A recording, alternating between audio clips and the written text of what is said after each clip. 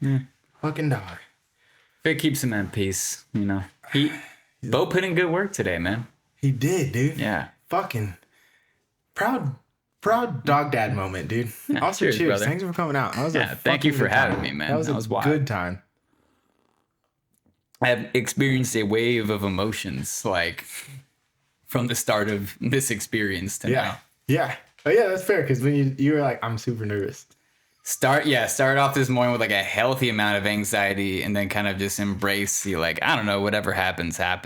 Yeah. And just like getting out of your comfort zone. And then like, bro, within an hour, like, I mean, shit, within the first patch of grass that we like, or cornfield that we went through, we saw one bird. And then in the next one, saw a second and actually tracked it. Yeah. Got us a bird, man. Yeah, it was dope because Bo pushed his first bird, which was sick. And then when it came out of the corn, I shot, and then you shot, and then I couldn't see where it went, so I thought you freaking shot that bird. like for me, there's a lot of anxiety that goes in bringing someone out because I feel like I need to make sure that they have success. And then I thought you killed that bird, and I was like, yo. He's gonna be out here every fucking day with me now. So it's like both selfless and selfish at the same time. That's great. Yeah. Mostly selfish for sure. Yeah, because you just want converts. Yes. And you know what? Like it's wild, dude. I feel like, I mean, I could totally see myself hunting again after today.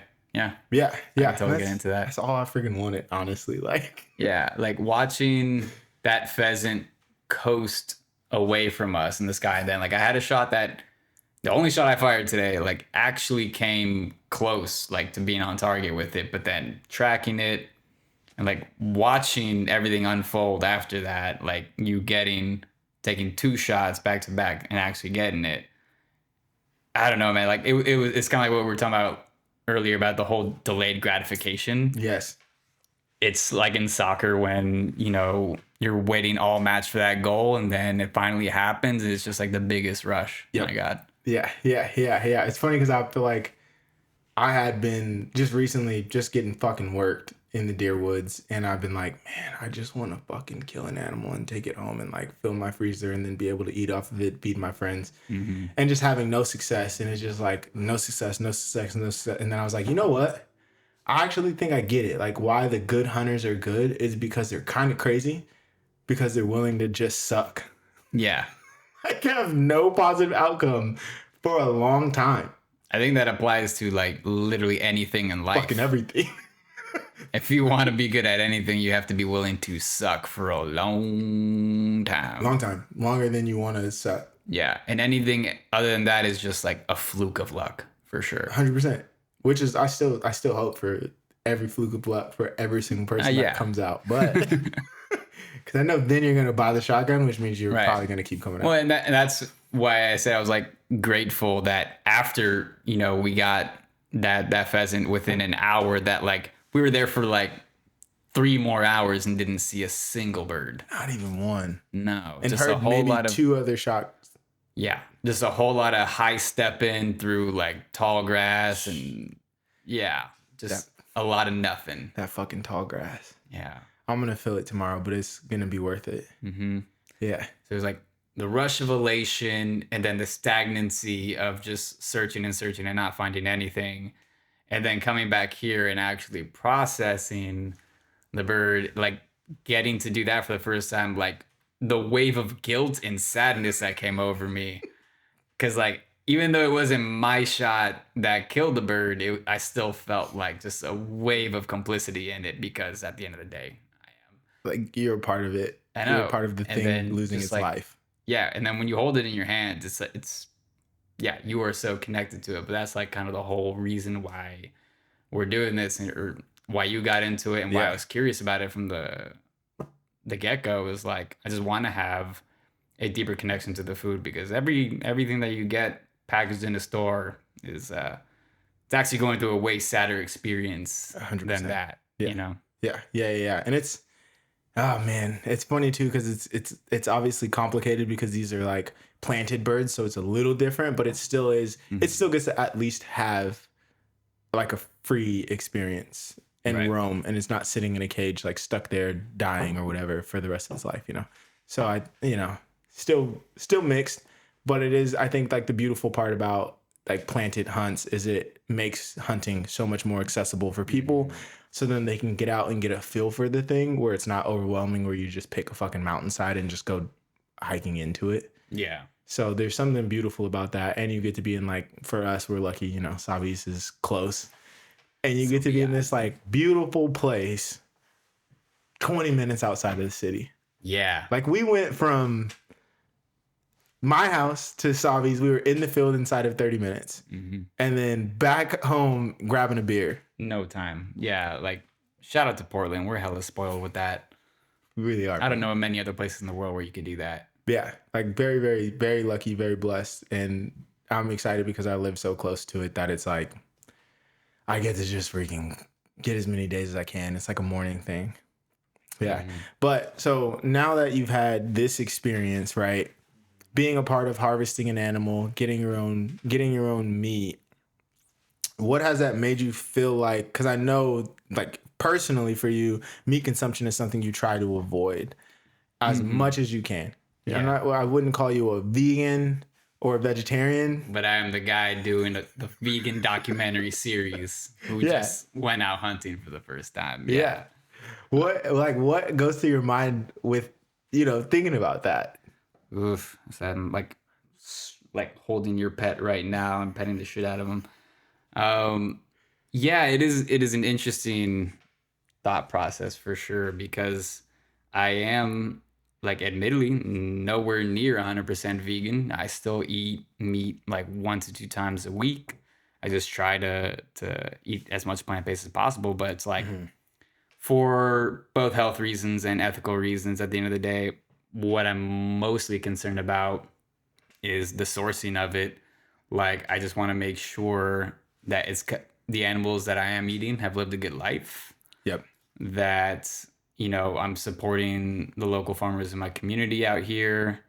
And, the reason why I'm doing the V word, this whole series about vegan food, is like, I want people to, like, live their best lives. I want to help them do that in whatever way that I can. And a lot of times it's like helping people get out of their own way with that. Yeah. Like, it's the whole reason why it's called the V word, is we're addressing the taboo and the stigmas that come with veganism, and why people think the way that they do and kind of shut off the second you could be recommending the best restaurant in all of Portland to them, but then the second you mention that it's all vegan, Yep.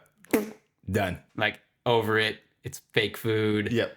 Trash. Yep. Don't even want to try it. Yep. And I'm just like, y'all are, like, you're doing yourself a disservice. You're missing out on a great experience prepared by amazingly genuine people who are super passionate, and just, like, at the end of the day, it's bomb fucking food. Yeah. I go, again, not vegan, but I go to these places. I go out of my way to these vegan restaurants because I'm like, this is just some of the best food that I get to eat, that I have, the privilege of, like, having in my backyard. Yeah. So I just want other people to get out of their own heads and, open themselves up to that experience. And it's like, it is the hardest time, I think, ever to be a restaurant owner. You're seeing your favorite restaurants close left and right. And I'm, like, personally triggered whenever I see a social media post that's, like, from a chef that I follow. I'm just like, oh no, is this going to be the one? Is this going to be the one where they announce that they're closing? So I'm like, oh, you gotta. So yeah, I don't know. I just want to do whatever I can to help these restaurants stay open, because they're just great people and they cook amazing food. Yeah. So then like, for me, I had a time in my life where I actually was vegetarian. Like, I went pescatarian, then vegetarian. Couldn't figure out veganism. It was just too difficult for me in my mind to give up eggs and cheese. I wish I would have actually tried it, but I couldn't. Right. What for you was, like, the draw initially to get into or find an interest in trying to eat more plant-based? Because I think, like, for me, it was a health thing. Like, I had stage 2 hypertension, and I was like, I'm fucking dying. And then I broke up with the girl that I was dating at the time, like, changed all of my life, like, flipped everything upside down, because I was like, I'm dying. I got to figure out, like, how to fix myself. And I was like, it's clearly, like, everything is wrong. So I'm just going to change all of it. So like, what was it for you that like inspired this like life change? It's the woman, The woman. my wife, I man. love that. I mean, the irony is like I was the most stubborn, pickiest little shit of a child when it Yeah. came to eating. Like to all my friends' parents that had the misfortune of hosting me as a child, like Mm. I'm so sorry. I sucked. And my parents tried with me, even though like we came from a Cuban diet, which is all, carne con papas and arroz con pollo. It's It's meat meat, and meat, meat, grains. meat. Like the only vegetable you're touching is a potato. Yeah. So, but my parents did try, like with salads and tomatoes, like other things to get me to try. But I sucked. So Self-awareness. I love that. they used to joke all the time. They're like, one day you're gonna start dating a vegetarian and it's gonna come back to bite you. And then I went ahead and married a full-on vegan and decided to make a documentary series about vegan chefs. So I think I definitely took that to heart. Ran Yeah. with it. She rubbed off on you a little bit for sure. That's Yeah. dope. So then, how did you find these? Like these? We'll start with the original character, right? Mhm. Oh well, no, we won't go there. I don't feel like. Let's. How did you find the characters? Well, yeah, because the first one was like we were having a conversation, and I was like, I mean, we moved from Oakland up to Portland in 2021, yeah, and we went to vegan restaurants all the time in the Bay Area. And so naturally, when we came up here, we knew Portland had an amazing vegan scene. nice. And of course, of course, we decided to explore the vegan scene up here. And I remember the first place we ate at, like the first dinner we had after moving up here, was Obon Shokuro, Mm-hmm. who's the opening episode of the V Word. And I was just a huge fan of their food. It was Japanese food that I had never experienced in my life, because Yeah. like it wasn't just sushi and teriyaki like as is known mostly throughout the States. Yep. This is like homegrown Japanese countryside comfort food. And it just happened to be plant-based. Yeah. So never forgot that meal. And then Ben and Esther's, the vegan Jewish deli up in Northeast Portland, like my parents grew up in New York. I have like a strong connection, I feel like, to that area, to that cuisine. And so Jewish deli is like an American staple. When I saw they had a plant-based version of that out here, had to try it. Yep. Loved it.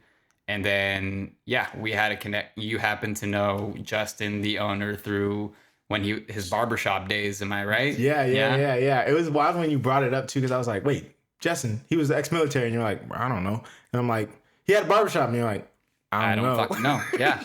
And I'm like, I think it's the same person. And then texted him, and then he's like, yo, hell yeah. I didn't really know anything about his story. I just knew he had an amazing restaurant, and I wanted to like pursue that and just like hear him out. So shout out to you for hitting him up. And we went and grabbed those drinks one time and just like heard his story. And the amount of hard 180s homie took in his life. Yeah. I love a story of reinvention. Mhm. I think it's incredibly inspiring to just like take your life as it is, walk away from that, start completely brand new, Yeah. and commit to something to the fullest. So for a guy that went like all in Hare Krishna monk for like 10 years, lived in India, Yep. comes back and hard 180s into the military and does 4 years serving in Iraq, completely vegan the entire time. Crazy. Like Yeah. trying to do like the Military ain't giving military you and good vegan, options out there, man. So That's yeah. that's crazy commitment. How did you manage? Like, I feel like with a story as complex as his, how did you manage to choose the things you were going to put in the film? That was hard. And that definitely just unfolded in the editing process for sure. Okay. Because like I remember we did a 2-hour interview with him like it was August of 22, and sat with that for like a few months and just kept going through the story. And I think I arranged it a few different ways. And like I had the story going in one direction and it Mhm. changed maybe like 2 or 3 times. And then it really, I found this emotional attachment and like the yearning of connection to his grandparents and kind Yeah. of like this regret of, you know, him not being there for their funeral because of like the place in life that he was in where he was detaching himself from family, from things, because he was in this like deeply spiritual transition in life. And then to years later decide to name your business after them Mhm. and create the food that they love so much Yeah. and present that to the world as a way to like pay homage to them, like, and to make up for lost time. I mean, it's hard not to find beauty in that. And like, I have a personal connection with that as well because there's a lot left unsaid between me and my grandparents that I wish I could have said and made up for. So Mhm. I just empathize with that a lot. And, it happened naturally in the editing process. It was not the way I thought it was going to go and I think that happened with both episodes. Like you go into it one way and then documentary storytelling is like walking through a misty forest with a dim headlamp and you just find your way through and it's never going to be how you mapped it out in the beginning. Yep. But you Yeah, get there. You get there. one way or another. What does it feel like? Because I mean, this has been a long journey. What Too does it long. feel like knowing that this is going out into the world and people are going to finally see it and experience it? Like, have you thought about that enough yet? Because I feel like for me, like working on my big project, which was Black People Don't Do That, and Hmm. we spent a lot of time together working on that shit. Yeah, we And did. to then like the premiere, you know how you were saying you had like the anxiousness about Yeah. going into the woods today? Yeah. I had that same kind of anxiousness because I was like, I don't know how people are going to perceive this. And I feel like Right. if you don't like, you not liking my work is telling me you don't like me. Mm. And I don't know why I felt that way. And I still kind of do where I'm like, bro, why don't you like my shit? Why don't you just hit the like button, hit the share real Yeah. quick. Like, tell me you like me. So like, what is going on in your mind Mm. right now leading into this? We're what? It's I'm like, what's premiering today? next week, Yeah. or yeah, it's The, they're doing the theater debut on September 25th, and then yep. it goes live on Waterbear Network the following day, September 26th. And it's a crazy feeling. The theater premiere, I hope everyone that RCP shows up, which I'm confident that they will. There's a lot of excitement around it right now. I'm excited to see like how Portland shows up for it. I think it's a Mhm. super like tight community out here, and they're stoked for like any local projects that are made. And I'm not too worried about it because I know these stories are strong. All the sweat equity that went into it, and just the vulnerability from the characters that they really gave me all access, like just complete in-depth access to their lives, which is a huge risk, Yeah. to let someone in like that. So I can't appreciate that enough. I mean, that's a testament to you though, because I feel like there are tons of people who try to tell stories and then they get that privilege revoked from them. You know Hmm. what I mean? Like the clients, like, or the the what the why can I not think of the name? The person who is being Hmm. shown in the film is like, I don't want you to tell my story anymore, you know? And so I'm like, Yeah. that's a testament to you. Well, I think what made it easy is that we weren't coming at it from an angle. This wasn't a for hire project. This was Mm-hmm. something completely original. And I gotta say, like, major thank you to Fujifilm because they just took a blind roll of the dice on me and gave me the money to make these episodes without like any creative control on it. Like they just Yeah. said, "Do make the project you want to make," Yep. and it's truly turned into something like this is the work I'm most proud of in my entire career that I've Damn. ever made. Damn. Um, so I cannot say thank you enough to Fujifilm. Seriously. So you're like basically, I don't give a fuck what anybody feels about it because this is the work that I'm the most excited that I've ever created. And I think because of that, I'm not worried about people not liking it. If you don't like those stories, you need to check yourself maybe as a human, because these are just such beautiful people, such beautiful stories. Yo, I don't know if I could say that about anything. And I don't know what that says about me. I think that's the help. We all feel that way as creatives, though, from time to time. Yeah. Like, I don't get me wrong. Through the making of these, Yeah.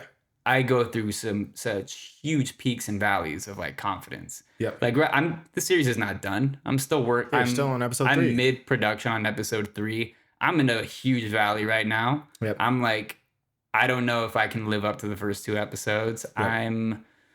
Yep. It's a creative struggle, and anyone that's ever endured on a long-term project like this probably understands what we're going through. But it's like, you're always trying to live up to, like, do better than your past work. Yeah. It's probably you can keep all the burps in there if you want. Yeah, definitely gotta keep all the burps in. I feel like it's one of those things where it's like we were saying earlier, like not having success early on and having to like continue to fight for it to find success makes it better. Yeah. And so almost that's crazy because you're talking about the first 2 episodes and you're like, now I gotta figure out how can I hit it again. Yeah. On this 3rd episode and make it stronger, because you don't want to make it just as good as it's like I bring it back to hunting. Like I have a buddy who the other day he was showing some of his camera footage or some of his like hunting footage, and he's just showing all these big bucks passing by, and I was like, bro, why the fuck are you not shooting that shit? Like shoot the motherfuckers, put some meat in the birds. He was like, nah, bro, I've killed enough of those. I'm chasing the bigger thing. And so you're now like this 3rd episode is your monster buck, you know? Trying to do it bigger and better every time, man. Yeah. I think I'm actually less nervous about the in-person premiere than I am about it going live on Water Bear. What? As crazy as it sounds. What? Who cares about the people on the internet?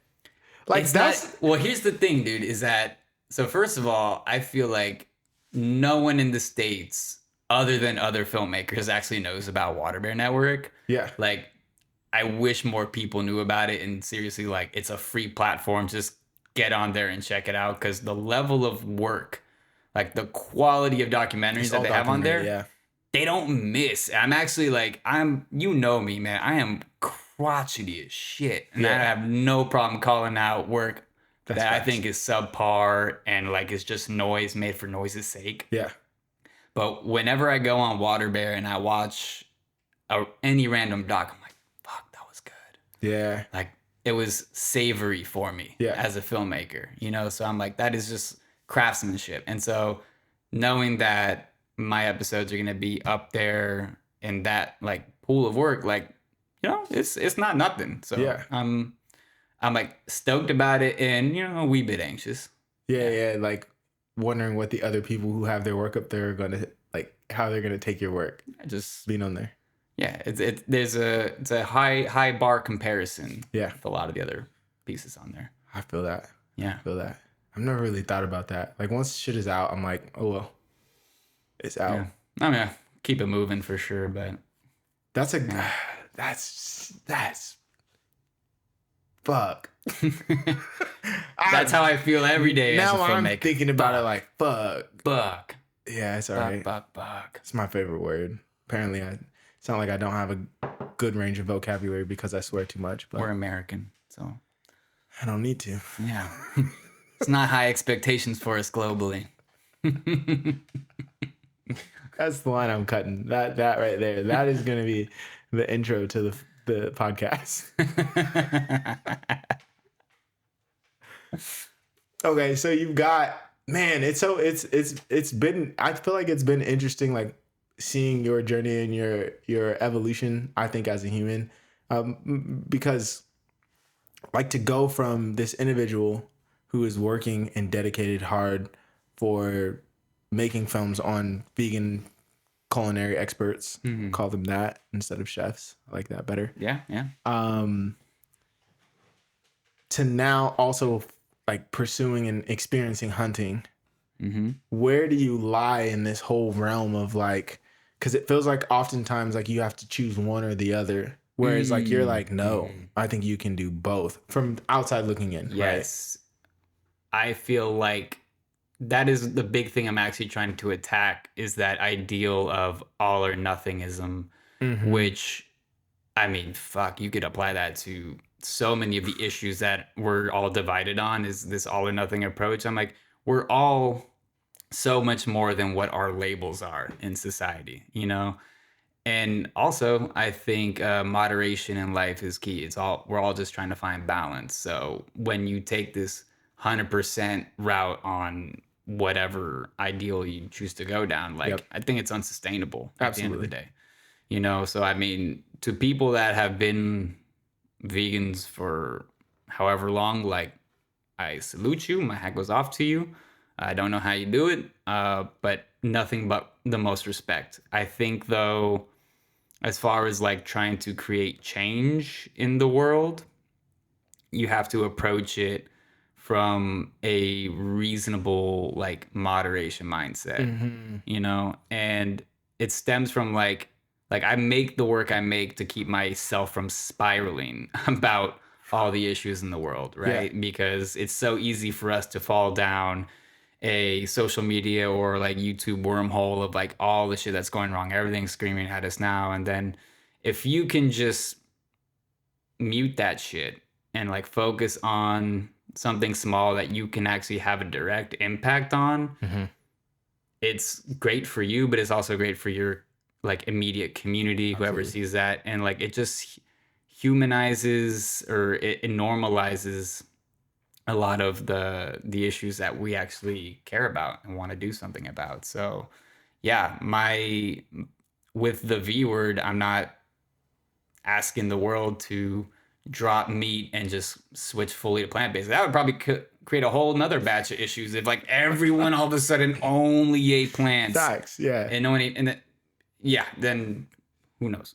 But yeah, I want people to just take a more moderate approach about everything in life. Mm-hmm. And I think we can actually create small changes that eventually snowball into long-term big changes. Oh yeah. 1 second. I'm like terrified that this camera is not recording that. I just,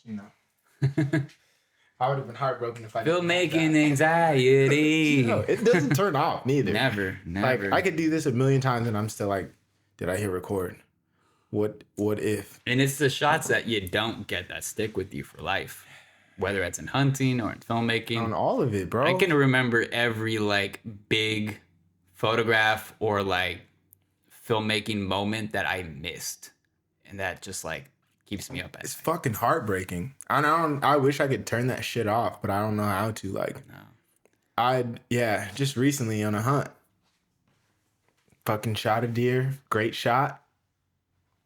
Don't have deer meat in the freezer, and I'm just like, and it just haunts me because I literally just think over and over and over and over and over again about the fact the one mistake we made that would have made the difference. Mm-hmm.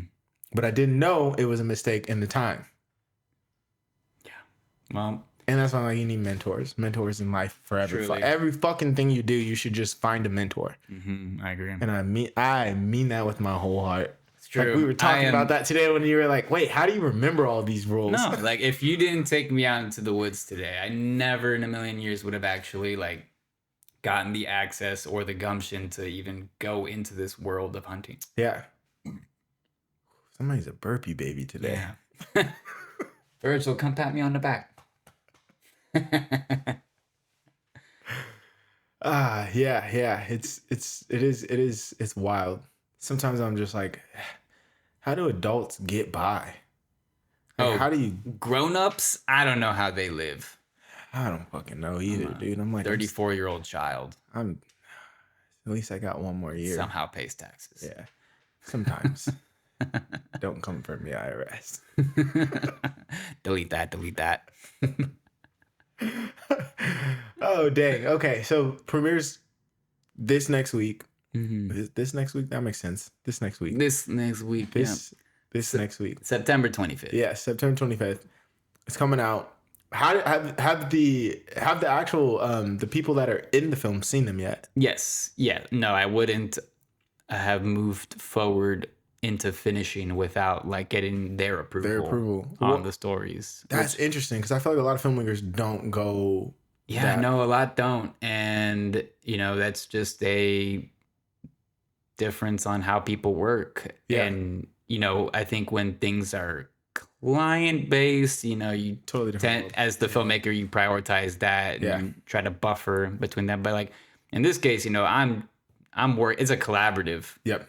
Yeah. situation. So I need to know that I did their story justice. And even though it's not like I'm not doing a like commercial for them, I'm not just trying to hide all their flaws and put them in this like beautiful commercial light. No, Yeah. it's real shit. But I need their blessing before moving forward with finishing. Otherwise, it just wouldn't feel good. I feel you on that. I'm sorry to bring this back, but it just hit me. There was a thought that I had, but it was about the way that we show up, essentially. And you're like, I don't want to. I feel like that's something I've been struggling with a lot, like not just making noise, like making shit, just putting shit out into the world and thinking about the way that I show up and moderation and all the other shit. And I was like, there's a point in my life where I looked at a lot of other people and just been like, damn, I love how they get to just show up how they are. Yeah. You know what I mean? Where it's Right. like they get to just fucking be them and that's it. Take it or leave it. Don't watch their shit. Don't watch their movies. Don't look at them in the tabloids, whatever it is, like, and I'm like, damn, it's kind of beautiful. I feel like for me, that's been like such a struggle. Have you felt the same with making the type of stuff? Like you're saying, you make the shit that you want to see in the world that makes you feel better. Do you feel that helps you not spiral was what you said. Do you feel like you've had to like kind of watch the things that you say or make in doing that, like in pursuing that?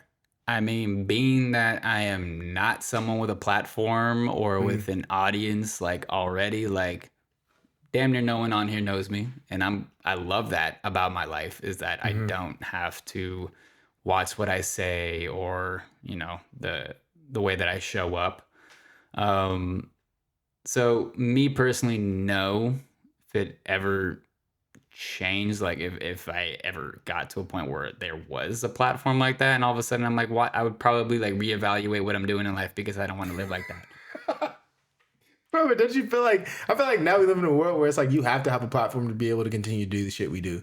Like that's Yeah, but it has to be like on our terms. I think if you want to do it sustainably, you gotta do it like that. Because nowadays in the content machine, as people are scrolling as they scroll past this thing, it's like they're gonna forget about it as soon as they click on the next video. And I just don't want to put any noise in that vacuum for noise's sake, for fuck's sake. Like just if I'm contributing to this like cesspool of content, I want it to have a positive message and help people. Like life is hard enough, man. yeah. Sure the fuck is. And I just want my input to help, even if it's just a little bit better someone's day. Yeah. Where does that come from? Because I feel like for me, a lot of the shit that I do now, like the way I show up online is because little me, I lacked a lot of the confidence that I wish I had now. Or like I wish that I had when I wish I had the confidence I have now that I did. Like, you know what I'm trying to say? I want to be like this when I was a kid. And now I get to be like this as an adult. And I'm like, yo, I want to make this for other people so they never have to feel like they can't just show up the way that they are. And so I'm like, for you, where does that motivation come from? You know what I mean? Like, where does that come from? Yeah. I mean, I think it's pretty similar. Like I didn't, even in the career of filmmaking, like I never knew that would be an option growing up as a kid because this shit is fake. I say that all the time. It is a made up career, people. I don't know how it is we have gotten this far, to be honest. But keep helping us get this far further. Go back to old budgets. Anyway, before the influences came about. Yeah, I don't know, man. I think I grew up with just kind of like a head in the clouds kind of walk through life, not knowing what my future is going to look like. And I'm super thankful every day that I found filmmaking when I did. And have been able to sustain myself off of telling stories for a living. And with what I put into the ether, um, I hope like there's some folks out there like me who maybe didn't know what their future is going to look like. Maybe they see another option for themselves, and that you don't have to fall victim to the trends and what everyone else is doing. Like, Yep. just stay true to who you are, your own values, and like don't take any shortcuts. Just do healthy things, love people, and support your community. Yeah, I feel that. God damn, Bo. Bo was agreeing with me. Yeah, he got mad agreements for that one. And just to add on that, like, I'm also thankful I met you, bro. Bro, Like, it's wild because the way we met is low key also hella strange. it's like the actual first time we met is fucking because we hysterical. didn't meet. Yeah, like, let me just talk to the people real quick. For those of you who have never edited a video in your lives, you may not know the awkward experience of getting to know someone like to their core and them never having seen you before, period. So like, I edited a video where you were hosting this like creative workshop over 3 days, and I see your face a lot. I hear everything you have to say over and over and over for like a month. Yeah, honestly. Yeah. And then one day I'm just like riding through Portland on a Lyft bike, and then I see you crossing the other direction on a scooter, and then like I could see your face from a distance because again, I've been staring at it for a fucking month. Yeah. And then I was just like, okay, I have a split second decision here where I can either really weird this guy out or let this moment pass. And so as you're passing me, I'm like, Kenny? And I saw you just like whiplash back, like, who the fuck? I do not know that person. Literally. And you just like, I'm gonna keep shit in my head going. And I was just like I don't know if I'll ever going? actually talk to him, but that moment was worth it. And then we did, which is why. Well, then we went on, we got hired together on a series. That was the next series. That was the Fuji the series. First series was the first season of it, and then we got hired on the second season. Right, yeah. And we did what, like 7 or 8 episodes seven? across the US. All of a sudden we were on this And like in travel Europe. campaign together. And in Europe. No, it was London. That's Europe. It's Brexit, motherfucker. It's literally not Europe. It's Europe.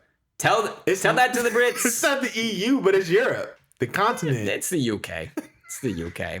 It's the continent. I don't know him. Come on. It's the continent of Europe. I'm not getting involved in that. That's their mess they can clean up. I'm not getting into Brexit. That's fair. But yeah, and I remember, I think it was on the first flight we were on, I think we were going to New York. And we were still getting to know each other. Yeah.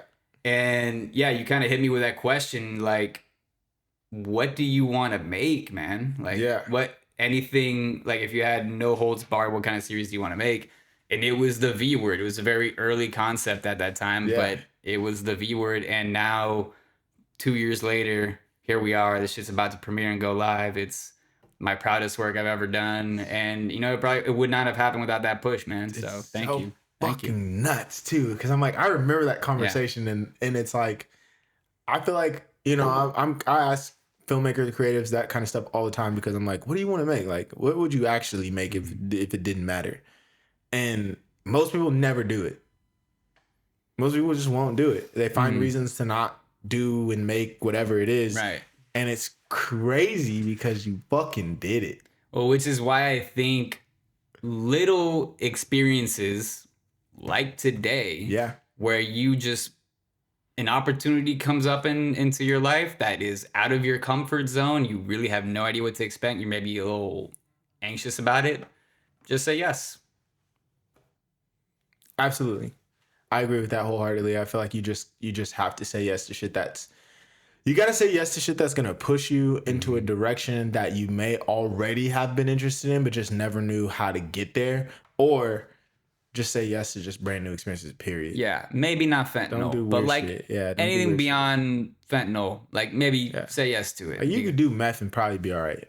Like, you won't die, but you might be addicted. I don't stand by that. I'm not approving that.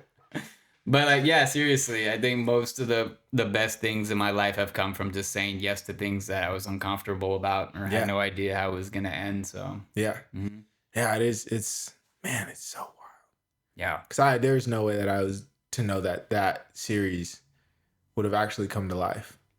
And then on top of that, just happened to know the person who you were already interested in. Some doing an serendipitous episode. shit. It's crazy. That is creepy though. Mhm. Like, some of that shit is mad creepy, and you just don't, like, there's no way you could have ever put that together. No way. Not even if you wanted to. Like, you could have tried to manipulate that situation and you would have failed. You know what I mean? Mhm. Yeah. Like, that's wild. So, again, shout out to Fujifilm for giving me the opportunity to make my dream project, Yeah. and I'm so stoked for it to be out in the world, and we'll see where it goes from here. Man, perfect world. What does it look like when you're done with the series? All 3 episodes. Oh man, the perfect world is that we get approved to continue making the series. I originally envisioned like an 8 to 10 episode season, Okay. and we get to go beyond the borders of the United States to. You can cut that one out if you want. Mm-hmm. But yeah, that we get to go beyond the borders of the United States and tell the stories of more plant-based chefs across the world. Mhm. And, you know, I've been bootstrapping a lot of this like myself, and I've had skeleton crews, but I would love to get other filmmakers involved from all over the globe with their unique perspectives, and they get to continue telling these stories. And yeah, I want the V Word as a brand to just grow. And, you know, there's so many beautiful stories to tell. And Yeah.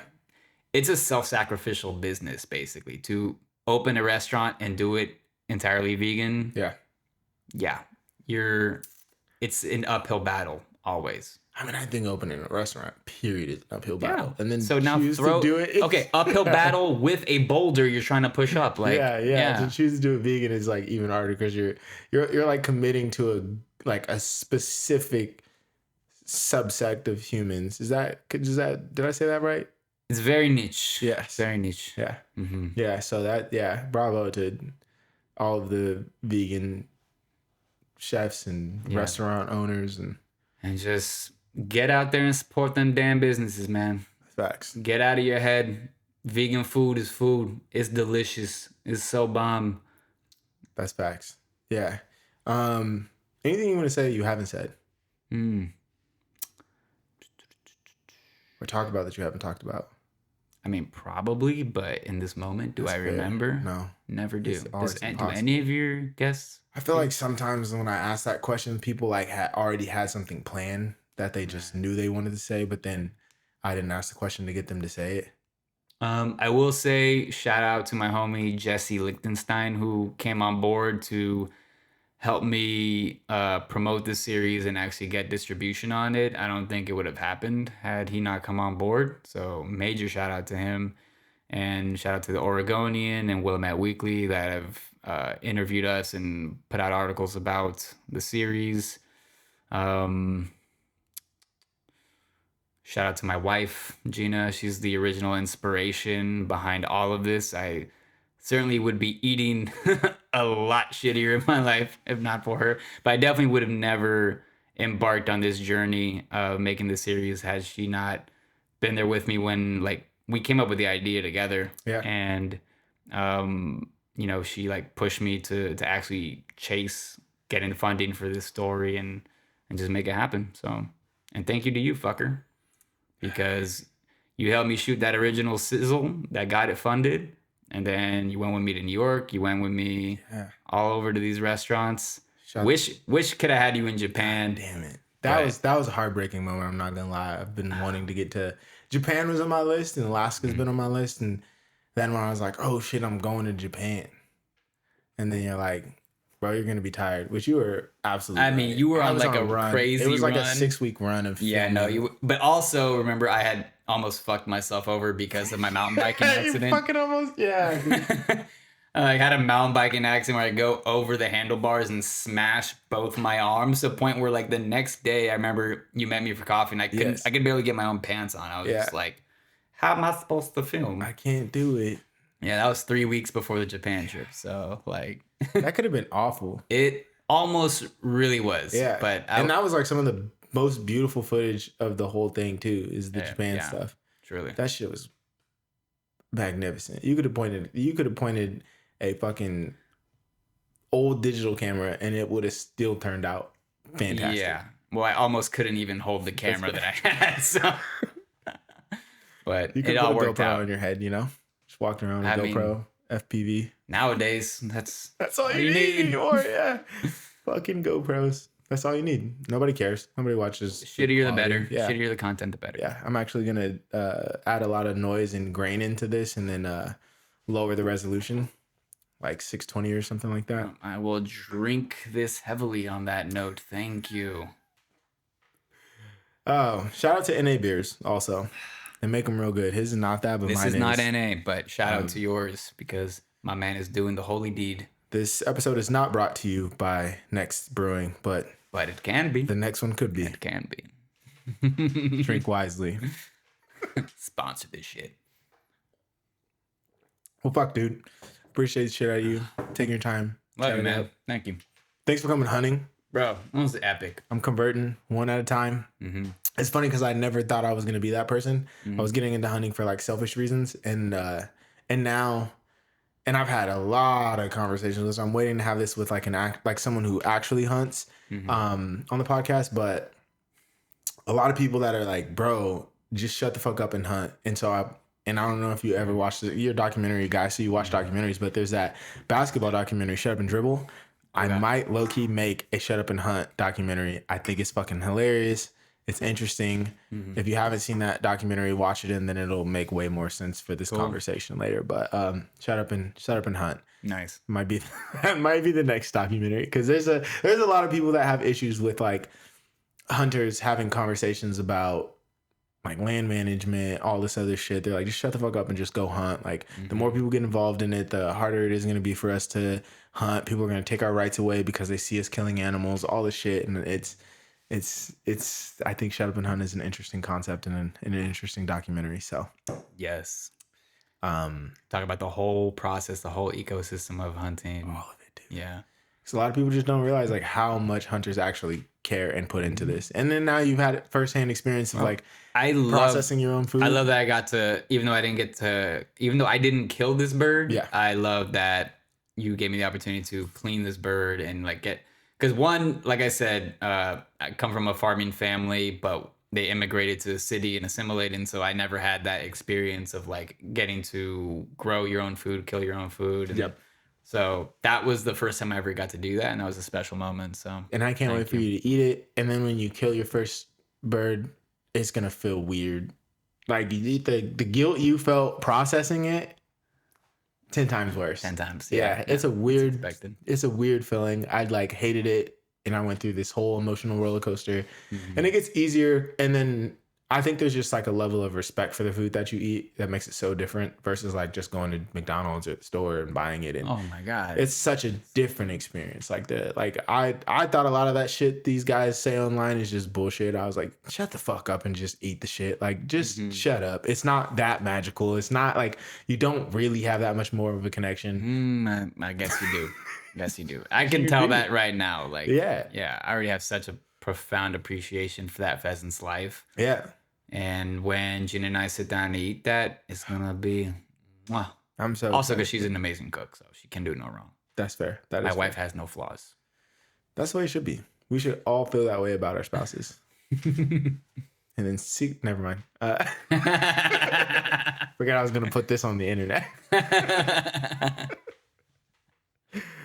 Oh shit. Well, dang, dude. Appreciate you. This has been a blast. I know. What a fire day, dude. Absolutely. 10 out of 10 day. Fucking perfect day. And it was beautiful outside. And Bo got his first bird. That was so sick. I know. Good luck cleaning all them stickies out of Bo's fur, my guy. Haircut. That is a lot harder than the work I just did on the pheasant. Yeah. Way more stickies in him than there were birds or feathers on that bird.